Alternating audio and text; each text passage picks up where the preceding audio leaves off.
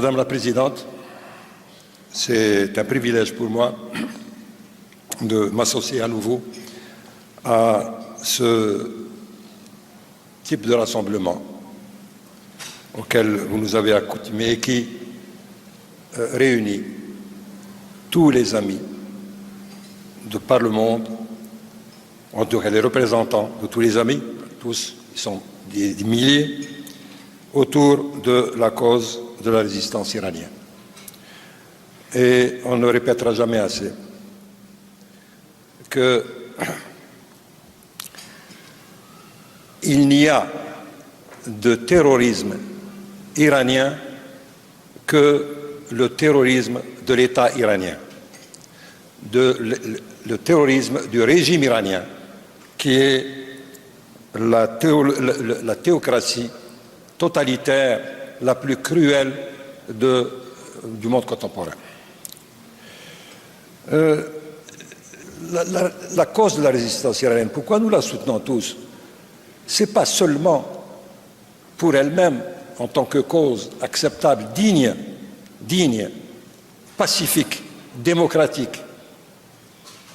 C'est que nous considérons qu'elle sert non seulement le peuple iranien, mais elle sert tous les peuples de la sphère arabo-musulmane, et surtout que le sort ou l'issue de la résistance iranienne sera déterminant, soyons-en sûrs, pour la paix sur cette planète et la stabilité.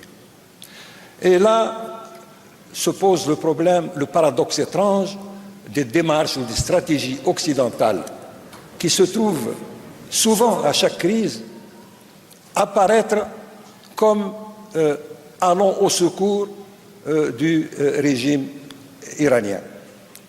Je me souviens très bien, en 1997, Bill Clinton avait décidé d'inscrire l'ONPI dans la liste des organisations terroristes et il avait lui-même reconnu que c'était une inscription de complaisance pour faire la politique d'appeasement. Il y a eu la guerre en Irak en 2003. C'était une guerre qui était censée apporter la démocratie en Irak. Or, on a vu que, et j'imagine qu'ils ne l'ont pas voulu, mais le premier résultat de la guerre de 2003 en Irak a été qu'on a apporté l'Irak entre les mains sur un plateau du régime iranien.